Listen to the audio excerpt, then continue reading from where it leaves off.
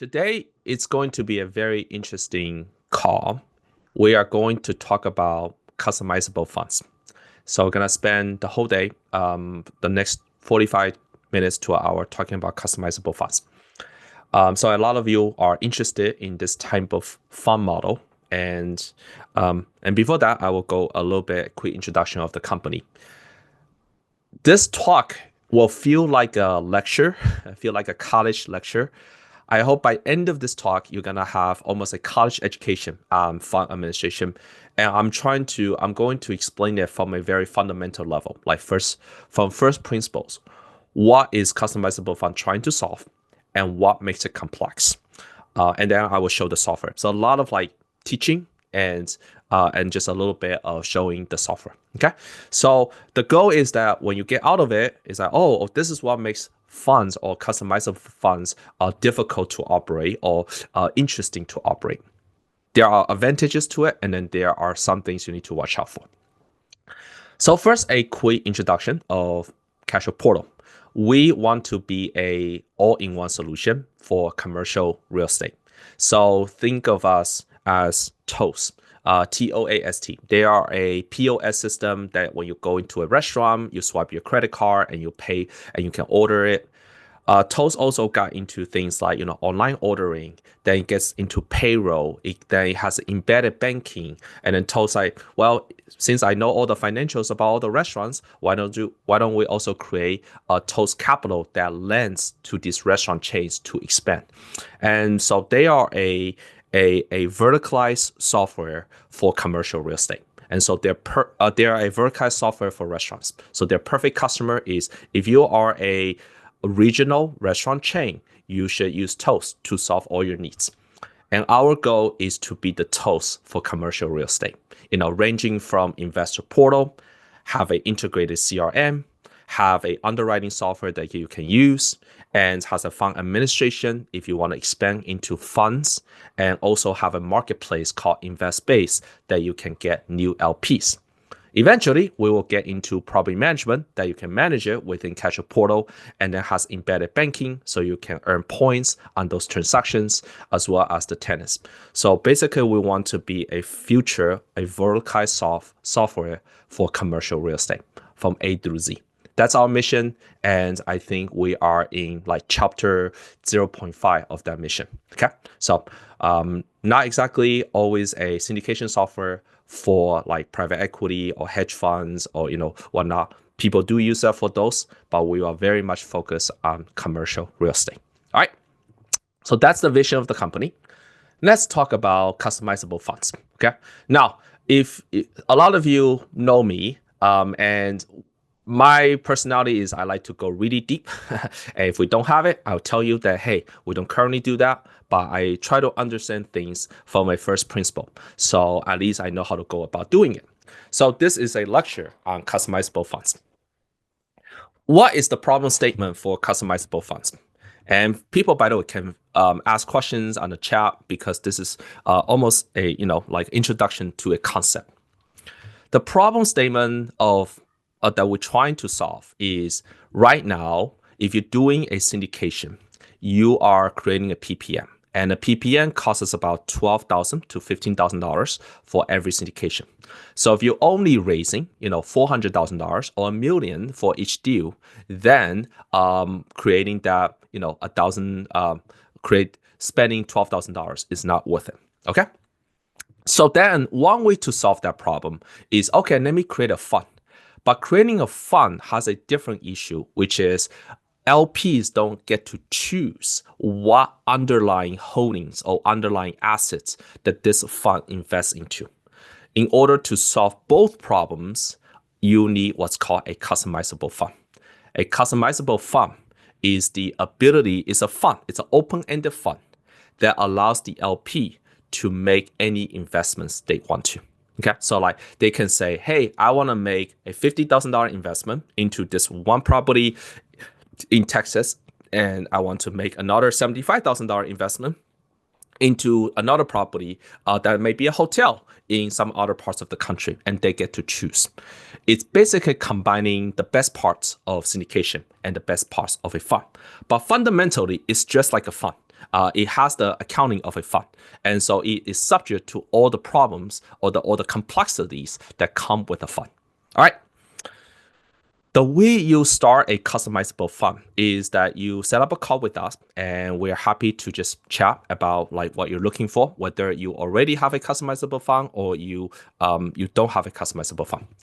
Then you will talk to the attorney to work out a PPM. So that is your legal document that, and usually that costs about $12,000 to $15,000. And if you have a referral, you can get basically you get a bulk discount with the attorney. So that's so far so good. The next step is you set up the fund. Okay, you set up the fund just like you set up any other fund on Cashflow Portal. It has a lot of bells and whistles if you are doing a customizable fund. Then you raise the money on the platform. Okay, now once you raise the money or while you are raising the money, it gets really complex. It touches on what's this thing called fund administration or fund admin. Okay, and that's what we're gonna spend majority of our time talking about. Then come the K1 season. K1 season, what you want is you want a single unified K1 that combines all the investments that this LP does and gets a single K1 to the LP, right? LP likes it a lot because they're like, oh, well, if I invest in 5 syndications, I need to wait until all these 5 syndications are done, and I take the 5 K1s and I ask my CPA to combine it. But if I invest into a customizable fund, technically, I only need to invest into one fund, and that gets a single unified K1 that I can just do it on my own using, like Intuit TurboTax. So that's one of the advantages for the LP. So I can see a lot on that. And then the last one is staying compliant, because customizable fund, at the end of the day, is a fund. You are not investing, you're not directly managing the asset. You most of the time are investing into another entity that directly manage the asset. So that's why the compliance is a little bit tricky there. Okay. All right. So as a software, we take care from A through Z. So we do all of them. Okay. But I want to talk about, we do all of them, but what makes it interesting, what makes it complex, and that's kind of the majority of our discussion. By the way, any questions, feel free to put in the chat room. And what follows might be quite dense, so just be prepared. Maybe take out a pen and paper, or just be super engaged, because this is gonna get really difficult or really complex in a second. So a few terminology. All right, let's get ready. So terminology, in our world, we use investments to mean positions. Almost everyone that's on this call is a customer of ours. So you can see some portals call them positions, like Juniper Square call them positions. I love that. Okay, but we just call them investments because this term got stuck and we don't want to change it. Okay. We call them investments, and the people who made the investments are investors. Okay. Now, because the word investment is taken, then how do you refer to the investments that the fund makes? We call them holdings. So the investments that the customizable fund makes, they are holdings. They are the underlying holdings. Okay. That's just because the word investments has been taken. Okay. So I will refer to what typically call investments holdings, and what typically call positions investments. I hope that's not too confusing. Maybe one day we will change it, but this is what it is right now. Okay. Hopefully that part doesn't confuse people. Okay. So LPs are making investments, and then the fund itself is having several holdings: holding 1, holding 2, holding 3, and so on. So far, so good, right? All right. So let's talk about a few things. Well, first, let's talk about raising money, because the PPN stuff, that's all pretty easy. You talk to the attorney. It takes about a couple weeks to get that ready. And at this point, the industry is quite mature that you can probably get like a generic PPM from the attorney, some kind of template within like a week. And then you just kind of make it better and better. Okay. I want to touch on how does the software solve the idiosyncrasies of a customizable fund.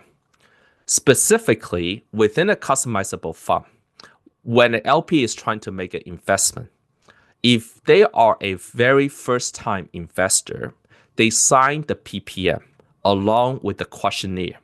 And then they need to sign a disclosure form for every one of those holdings. Okay? The repeat investors just need to sign the disclosure form.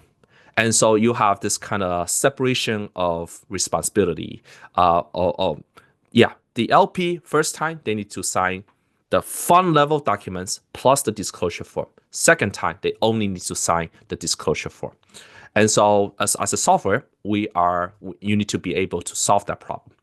And the way we solve that problem, let me go into Cashflow Portal, is that every one of our offerings, if it's a customizable fund, you have this button called Enable Alternate Templates for Repeat Investors. Okay, if I turn this on, check this out. If I turn this on, it literally has a pop-up that says, this is uncommon and it's usually reserved for customizable funds. So yes, I still want to create it. And that's what happened.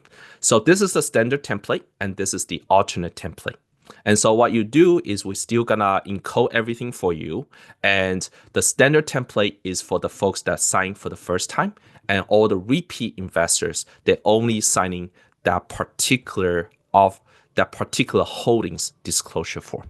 And so that allows the LPs to not sign the PPM every single time they invest into a new holding. I hope that part makes sense. So that's kind of the racing party part. So every one of them, there's like, oh, how do you even solve that? That's like unimaginable. This is kind of our software's approach of solving that problem. I hope that makes sense. All right.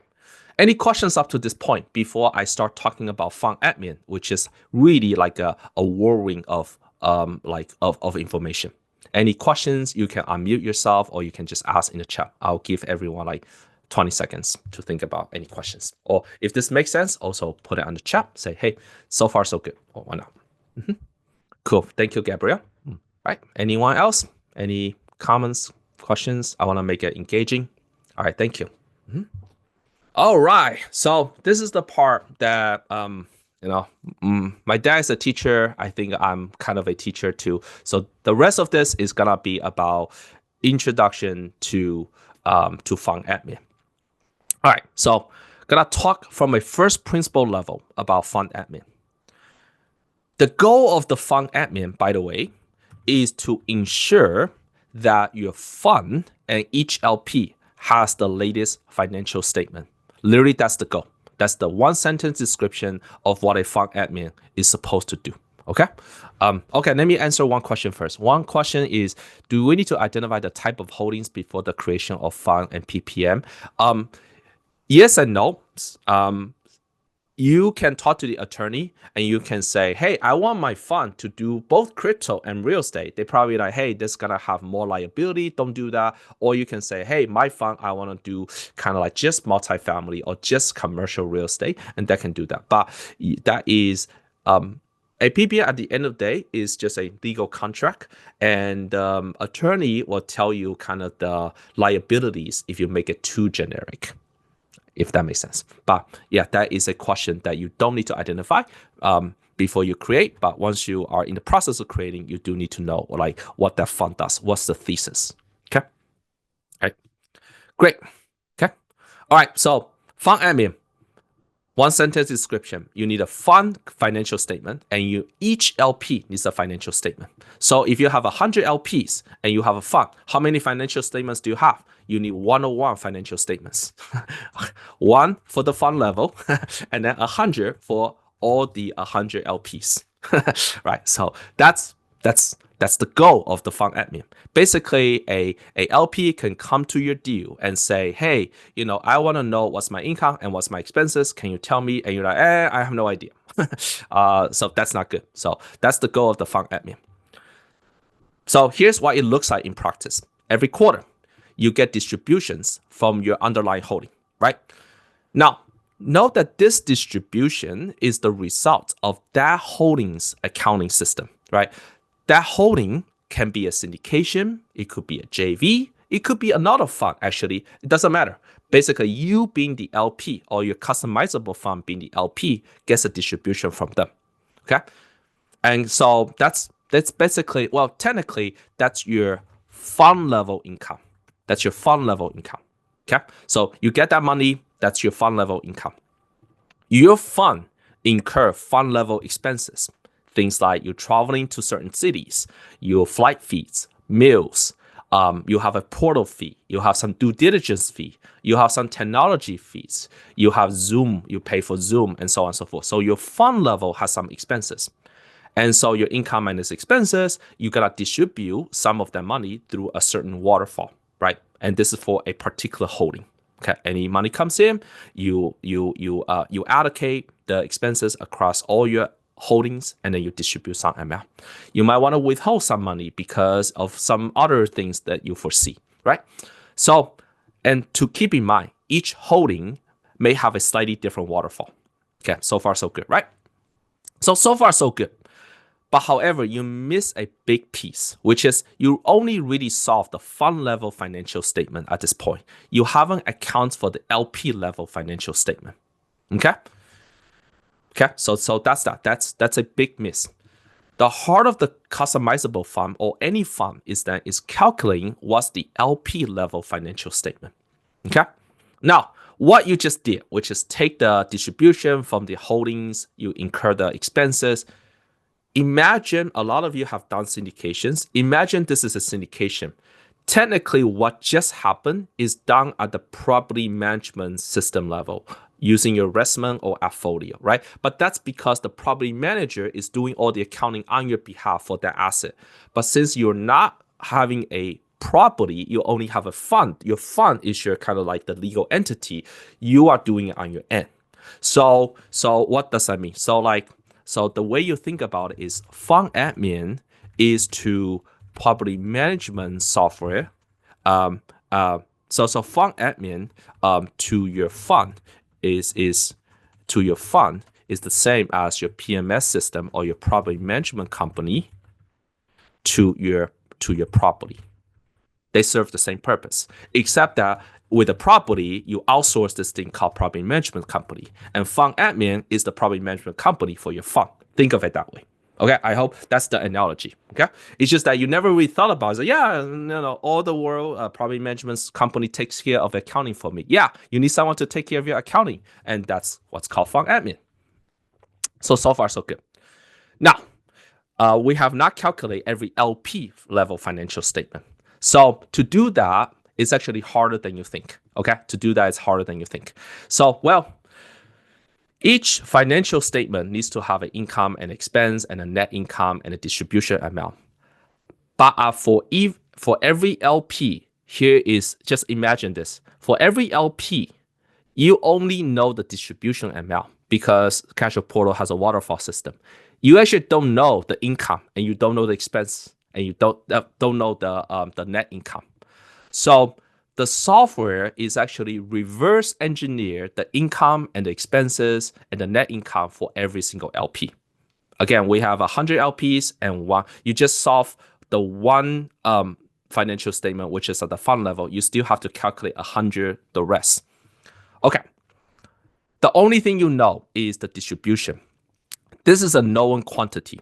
Okay. So the input is you got a distribution, the distribution amount for every LP, right? So that's so far so good. You know the distribution amount for every LP, and you have the waterfall structure. Okay, you have the waterfall structure, and the waterfall structure basically is like, hey, this LP has this amount of ownership, like that, and you can actually reverse engineer the distribution workflow to calculate the income that this LP is eligible for, and this is called the economic interest. So that's the heart of the problem.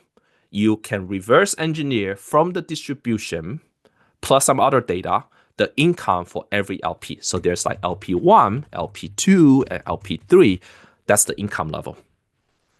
And then the fund level expenses that you just enter, right, like traveling and so on, every LP needs to share a little bit of that. How do you share it? It's based on the investment amount and the time of entry of every LP.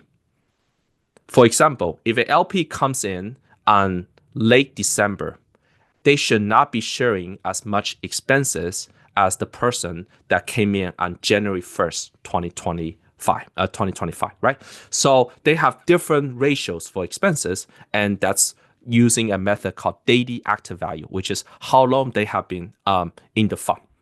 So it's reverse engineering that, okay? Now, income is sometimes the LP could be in a different class that has way more economic interest. So that's why it's reverse engineered the distribution to calculate the income for the LP. Okay, so that's that. So then you end up with what's called net income, which is simply income minus expenses. Okay, so that's what that is. All right, let me go back to Cashflow Portal on how this part is being done. Okay, so let me go into here. Let me go into fund admin. So this is what that looks like. You have on a monthly basis, you can add a transaction.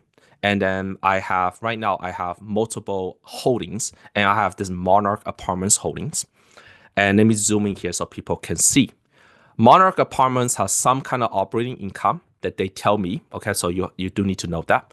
And it has some kind of expenses in which your underlying holding person will tell you. Okay, these are my fund level expenses. And then I decided to, out of this income, I'm gonna only make about $5,000 of distributions. And so that's what's called my retained earnings. Okay, so far so good. Okay, now that's good. That's at the fund level. I just only solved one out of the 101 problems. I need to solve the rest 100 problems. The beautiful thing is that there is this thing called, at the top here, there's the thing called allocate income. In this case, it's already being allocated. But once you allocate income for every one of those LPs, depending on the time in which they're in the fund, it will say gross income allocate to every LP's capital balance, gross expenses allocate to everyone, net income, and then the net income retained to the capital balance, and then net income after you do all the transactions. Then you're gonna deploy that, some of it, and then you're gonna distribute that. So this is where it gets really complex. Okay, so every LP needs a financial statement, and that's where the magic.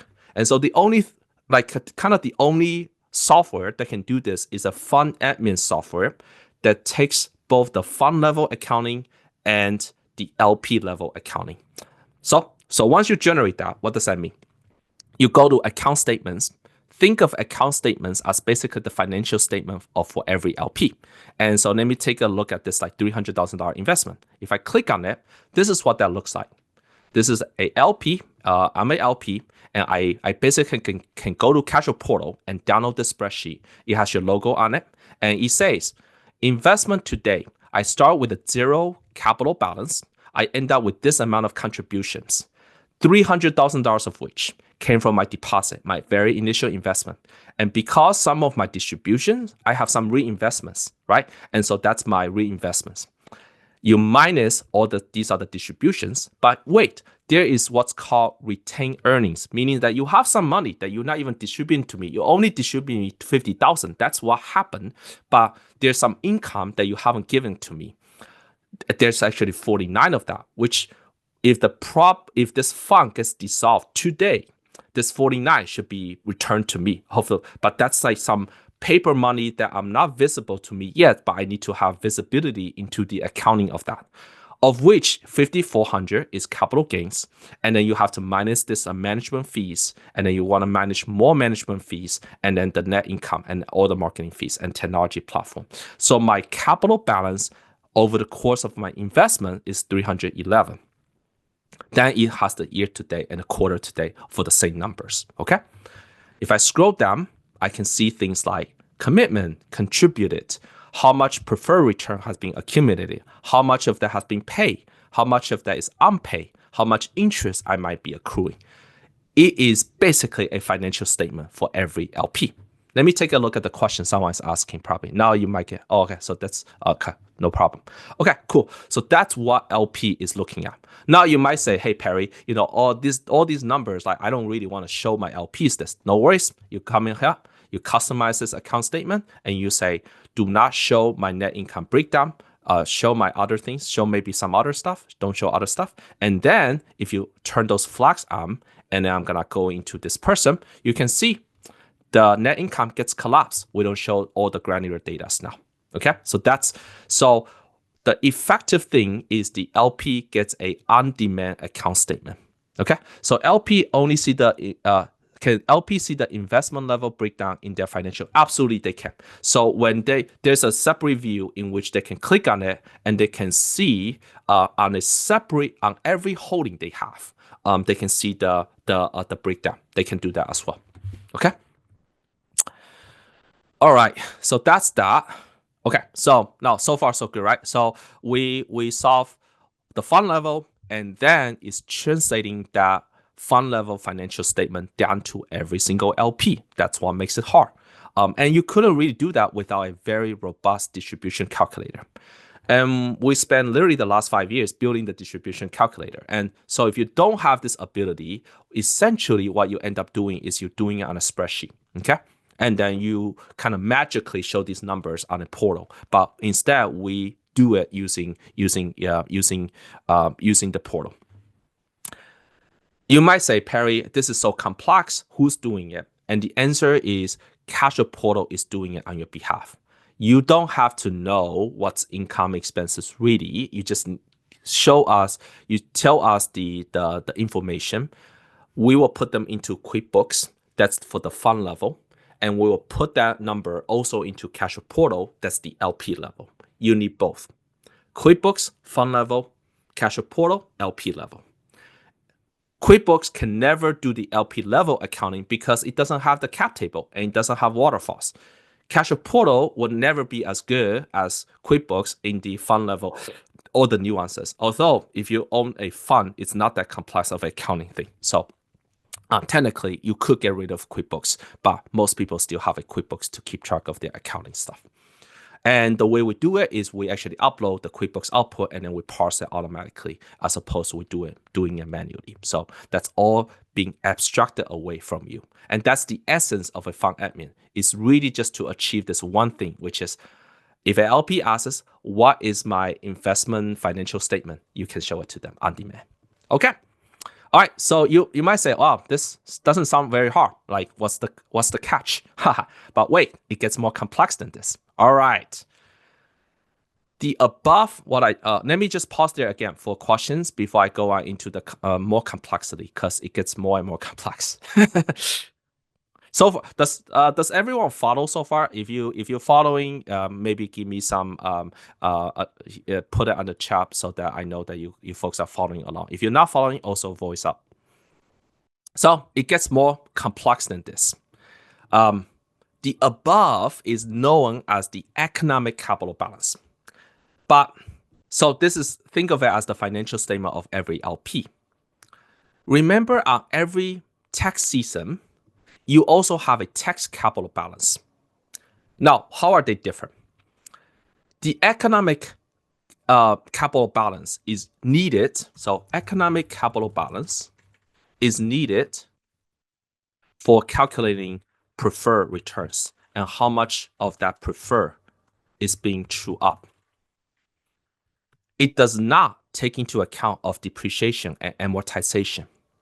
And that's why whenever you look at your K1 or of every LP's K1, those numbers look way different from whatever is showing in the portal because that one is your economic capital balance, the other one is your tax capital balance. Both of them need to be captured. Okay? So after the first year, you want your fund admin's tax capital balance for every LP to line up with what's reported in the K1. So the goal is that in CFP, there should contain a place that for every LP, it contains the numbers of all the boxes of the K1, such that it's an export away, and your CPA just look at that number and prepare the K1s. Now, they still need to enter a bunch of things into their system, but they can just literally double check against that. That's what makes it hard. This is the second level of complexity. So then Cashflow Portal, how do we do it? So we just introduced a new concept. In addition to economic capital balance, we have tax level capital balance. The way we address that is on every one of those income. Okay, so if I click into, by the way, if I click into this income, I actually see the income of every LP, allocated across all the LPs, which is really, really cool. When you add an income, we will ask you, hey, which balance does this apply to? And so options are both the capital balance and taxable capital balance, or just the economic stake, or just the taxable stake. you can imagine depreciation will fall under just the taxable capital balance. And that's how we solve that problem. Okay. Now you can say, well, Perry, I don't know like what is capital, what is not. And my response to that is no, you don't do this actually. We do it on your behalf. I'm just inviting you to what's underneath the hood and to show that this is actually why it's more complex than you think. Okay. So that's what it is. Then once you have those information, then you click on this thing called export transactions. And I'm going to do it for last year. Okay. I'm going to export this thing. Okay. And then I'm going to just drag and drop this thing over. In the future, we're going to make it into like, you can view it, you can play with it. Now it's just on a spreadsheet. Okay. So I'm going to open up the spreadsheet that you have. And a lot of you use our Cashflow portal, right? And you know that there's like the K1s, and there are like the questionnaire, and then you can do all your Blue Sky filings with a click of a button. You know, you can just send that thing to your attorney, distribution thing. This is the same idea. So because we capture all of that information, we can see for every single LP, we have the box number. Box number, ordinary income. Interest income, this is that. Line 15, line 19, that's your distribution. That's the actual distributions. But all of these numbers, based on what happened, we should be able to automatically calculate them. Okay, so then if I look at the last person that I was looking at, which is this last person, right? Box score. Oh, right here. Not this one. Which one? Yeah. Where is it? Yeah. Okay. Anyway, so I think that's every something. Yeah. Okay, I'll find it. And then that's the numbers for each person. So then they can just take this number and then the CPA can line it up. The purpose is that CPA, right now we talk to a lot of kind of like customizable fund managers, and CPA right now is still doing this manually, even if you have a portal. And our goal is to take a step further and really calculate the boxes should line up. We have a case study already that we have already done this thing for one GP, such that their K1 for this year, because their old portal doesn't keep track of the tax balance, we do. And then now the K1 for this year is literally a click of a button, and it matches the number the CPA has on a separate spreadsheet. And so that is a huge value add. So we basically use technology to simplify your K1 system for customizable funds. And we do this by keeping track of every LP's economic stake and tax stake in the fund, depending on when they enter, what's their waterfall, what kind of underlying holdings they invest into, and such that at the end, they get a single K1 that is the unification of all the holdings that they have made. Okay, so that's what that is. Let me pause here again. Does that make sense for the K1? Like, I introduce economic stake and I introduce now tax stake. That's why it's difficult. So far so good. Everyone, cool. The last one, I will also talk about this a little bit. It gets slightly more complicated than this, but that's not the end of the world. You being the customizable fund makes investments into say 3 holdings, and these 3 holdings, for better or for worse, one of them could have cash accounting, one of them could have accrual accounting, and one of them could have another different accounting. And so like you need to keep track of those as well based on whether it's accrual or accounting. And so I will not belabor this one because I'm not an accountant. And by the way, I'm also not an attorney. So take what I say with a grain of salt. And so that's all being done at the QuickBooks level and also on the CFP level, which this part actually we are adding that as we speak. This kind of a cash accounting concept versus accrued accounting concept. Okay, so that's that. All right. So to summarize, fund admin is at the intersection of fund level financial statement, LP level financial statement that takes into account both the economic stake and the tax stake of every single LP and the fund, such that by end of the year, your LP's K1 are unified and all the boxes are recorded correctly. And obviously that you can make distributions, share documents, track your compliance, Blue Sky, ERA, etc. Directly on the platform. it's a service. It's a service business. We help you manage your fund the same way a property management company manages your property. Okay. If I have to say another meta point is you save money on the PPMs and the legal fees, but you pay the money on the fund admin and the accounting side. You are shifting $1 to the other. I think you end up saving some money, especially with the people that only raise like $800,000, $1 million for each holding. You 100% save money, but just know that the complexity comes out somewhere else. Otherwise it's too good to be true. We have spent the last 2 years. I am a very curious person. I learned a lot about it, and so this is kind of what I have learned so far. So that's pretty much it. That's kind of like what I gather. I hope that gives you an introductory course into fund admin and why it makes it so interesting. So I'll open up to questions, and people can ask anything you want. So, hi Perry, Yeah. very informative session. I have few questions. Yeah. First on K1, right? Yeah. So I know you are calculating overall expense. So we don't know which method we are going to choose. Mhm. Do you provide separate login for CPA to look at it and do all those calculations? Like, Yes, 100%. You don't do the calculation, your CPA does. So all you have to do is you come in here and you go into right here. You go to members and you say, I'm gonna add a member, and this row is my CPA accountant here. oh, And so so they are working in tandem with us. And in fact, if you go with our fund admin, you're working with our CPA. You can use your CPA if you really want to, and they will very much appreciate what we do. But we have our own CPA that we work very closely, and so everything is kind of abstracted away from you, and we kind of communicate with our CPA to make sure that your K1s are delivered on time. And okay. yeah, so you'll So end up using our CPA for your K1s. yeah, but the CPA will not have complete access, like investor contact numbers and other stuff, Oh, right? definitely not. Yeah, that's right. Yeah, they don't.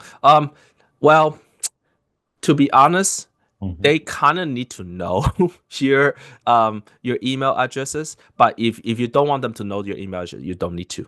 Yeah, like when they yeah, so they don't know your email address, but they actually know more important information like SSN or all of that stuff. But like yeah, no CPA is gonna reach out to your investors. That they have so much compliance on their side that that's not a worry. But yes, Cashflow Portal does have the ability such you can hide the email addresses from the other members. That's fair. Yeah, see, my worry here is nowadays a lot of CPAs doing the investment rise, right? They Yeah, try to take our info, try to cross market and do things, right? sure, sure. So we want to review that role and access. Okay. Okay. Yeah. Um, Next question is this fund admin, is it a separate fees that you charge other than the how does it work? Yeah. So let's talk about pricing. And yeah, let's talk about pricing. So this is our fund admin pricing. Okay. So now I want to be super clear on what this refers to. So fund admin is an add-on price.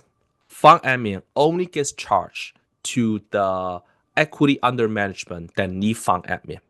So because you need a portal in order to even use the fund admin. So the portal is your already a fee. So this comes down to whether you're a new customer or you are existing customer.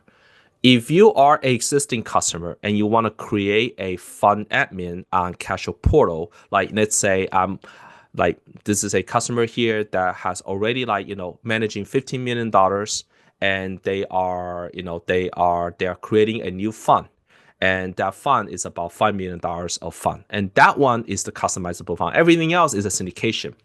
You're only looking at column C. So for $5 million is $5,000 of fund admin fee. Okay, 10,000 is 10 million is 10,000. Think of it as 10 basis points for your fund. So that is for someone who's already an existing customer because you already pay for the investor portal. And maybe that new 5 million puts you into the next bucket, but you pay for investor portal separately because Cashflow Portal allows you to do both syndications and fund admin side by side within the same portal, right? So that's that. If you are a newer customer, so like brand new, then you kind of have to pay both. You have to pay for the investor portal think of investor portal as the car. Think of fund admin as the AI co-pilot that drives your car, right? Like for the fund. But so for the folks that already have the car, they just need to do the add-on. For the person that's super new, they need the car and the add-on. And the add-on looks like this. If you're starting a $4 million customizable fund, you pay $4,800 for the portal and you pay $4,000 for the fund. So for a $4 million fund, you're looking at $8,800. This is a yearly cost. Okay. What this gives you is we do all the financial statements, we do all the LP financial statements. You do need to do the distributions and the asset management fee yourself because that's only you want to do that, right?